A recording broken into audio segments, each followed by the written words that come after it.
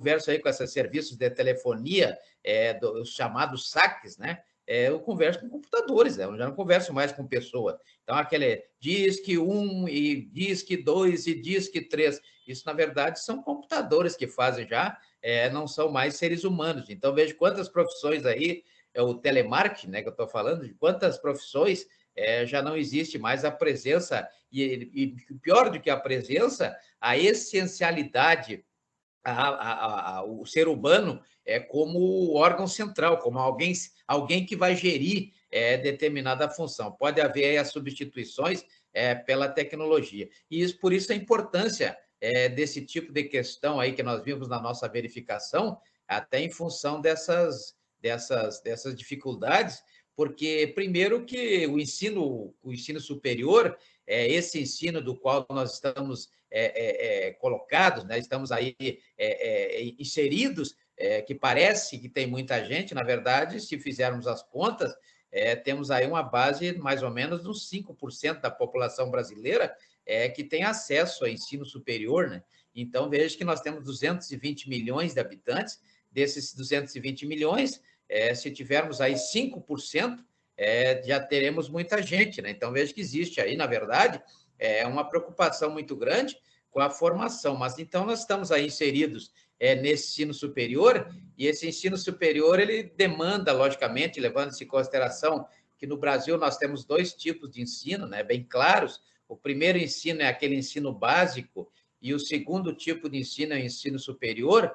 Basta ver o artigo 21, incisos 1º e 2º da Lei 9.394 de 96, né? Então, nós temos o ensino básico, ele começa lá no ensino infantil, com aquelas atribuições mais municipais. Então, por isso que a administração pública ela entra diretamente no ensino, até por influência do Plano Nacional de Educação, que é regulado pela Lei 13.005, né? 13.005, onde traz aí uma série de projetos para incrementar o estudo no Brasil, né? O ensino, a educação, que é uma atribuição do Estado, é uma obrigação do Estado a garantia da inviolabilidade dessa educação como um direito que visa a manutenção do que prevê o artigo 1º, inciso 3º da Constituição Federal, que é o princípio da dignidade humana, né? Então, a educação ela tem essa finalidade, que exatamente é trazer essa dignidade para as pessoas. Então, vejo que existe um projeto, esse plano, né, o Plano Nacional de Educação, lá no artigo, na Lei 13.005, né, de 2015, essa lei, assim como temos a própria Lei do Trânsito, a Lei 9.503 de 97, a Lei de Educação Ambiental, que é a Lei 9.795 de 97, várias outras leis aí, o 99, né? Várias leis aí, não, é 9.795, a Lei da Educação Ambiental, né? Então, várias outras leis aí que trazem no seu bojo essa questão da educação, assim como as leis que trazem aí acessibilidade, como a Lei 10.098 de 2000, a Lei 13.146 de 2015 também, que é a Lei de Acessibilidade das Pessoas Portadoras de Deficiência, e muitas outras leis que eu poderia falar aqui, que tem essa preocupação que é trazer essa educação, né?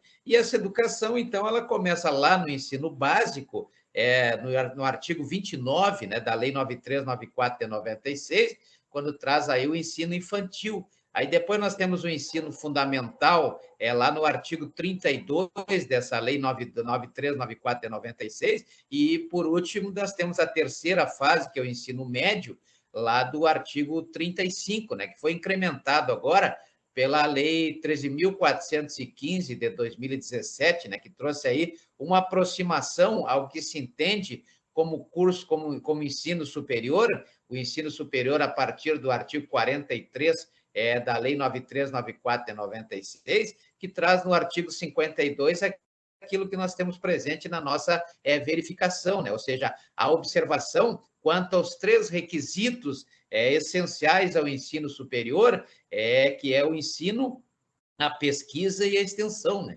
Então, o ensino é aquilo que nós aprendemos aí durante esse semestre, E agora cabe aos senhores essa segunda fase, que é a pesquisa, já que a expressão acadêmico, né, usa-se muito a expressão aluno, mas isso é uma forma errada de interpretação, porque, na verdade, quem está no ensino superior, ele não é um aluno, ele é um acadêmico. Por quê? Porque, na verdade, o acadêmico é aquele que pesquisa, é aquele que está voltado para a pesquisa, e ainda tem o terceiro requisito, que é o mais importante, que é a função social desse ensino, né? Que é a extensão. Então, a atividade de extensão significa demonstrar a função social desse ensino, e aí vem a questão da sustentabilidade cognitiva. O que eu quero dizer com sustentabilidade cognitiva? Na verdade, o que eu quero dizer, isso é um papel da administração pública em qualquer das esferas da organização político-administrativa,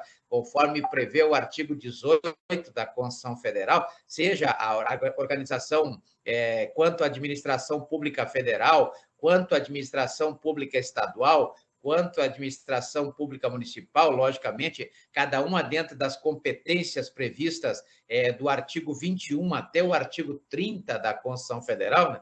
Lá no artigo 25, por exemplo, nós temos as competências dos Estados-membros em relação à educação também, como no artigo 30 nós temos a competência em relação aos municípios, né? Então, nós temos aí essa questão do ensino, da pesquisa e da extensão, como prevê o artigo 207 da Constituição Federal. Então, vejo que a verificação ela trouxe exatamente em todas as questões essa sequência de requisitos sine qua non para uma boa educação superior, né? O ensino, a pesquisa e a extensão. Além, logicamente, de a afirmação em algumas questões de que existia uma questão mais certa que as outras, porque na verdade, existe uma certa teratologia, né, um certo costume do brasileiro de pegar uma questão para responder, isso acontece até nos concursos, e ele lê uma linha, duas linhas e já acha que sabe e não lê mais, né? Mas, na verdade, toda vez que nós recebemos uma petição inicial, recebemos uma citação lá do artigo 238 da Lei 13.105 de 2015, ou uma citação do artigo 351 do Código de Processo Penal, ou mesmo da Lei 9.784 de 99, quando o procedimento for administrativo, né, a nossa obrigação é ler até o ponto final, né, até o finalzinho, até o ponto final, para depois decidirmos qual a linha que vamos tomar. Mas tem que a primeira coisa que tem que fazer é fazer uma leitura completa, né, a primeira letra até o último ponto, exatamente para entender. Então, por isso essa prova é dessa forma, ou seja, ela visa induzir aquele que estiver resolvendo essa questão a ler a questão todinha até o último ponto, exatamente para identificar qual a melhor hipótese a ser tomada. E assim que funciona na prática, e assim que deverá ser a conduta dos senhores para o resto da vida. Porque, na verdade, quando eu falo assim, quem opta pela função jurídica, seja como promotor, seja como juiz, seja como advogado, tem alguns cuidados que deve tomar. E um cuidado é exatamente esse, né? De ler todos os documentos até o finalzinho, até o ponto final, para decidir qual atitude que deverá ser tomada. Assim como também, né, existe a questão da pesquisa. Então, os senhores serão, a formação dos senhores, além de cognitiva, e isso tudo para garantir uma sustentabilidade cognitiva. O que quer dizer com sustentabilidade cognitiva? Os senhores não estão aqui para formarem-se para a próxima prova, né? Não estão aqui para se formarem para passar de semestre, não estão aqui para formarem-se para a formatura do curso, não, os senhores estão aqui para formar para a vida. Então, daqui a 20 anos, daqui a 30 anos, os senhores vão ter que saber alguma coisa, logicamente que é baseado aí no direito intertemporal, né? Aquele direito que admite as mudanças, porque a sociedade muda e as leis também mudam, né? A legislação muda, tanto o direito natural, quanto o direito realista, quanto direitos humanos, quanto o direito positivo, eles mudam com o tempo, porque a sociedade muda, e a sociedade, quando muda, demanda, logicamente, à luz do que prevê o contrato social, né? Os senhores já viram lá o contrato social seja contrato social mais fechado, como foi o de Thomas Hobbes, né, que escreveu o Leviatã, ou aquele mais liberal do John Locke, que trouxe aí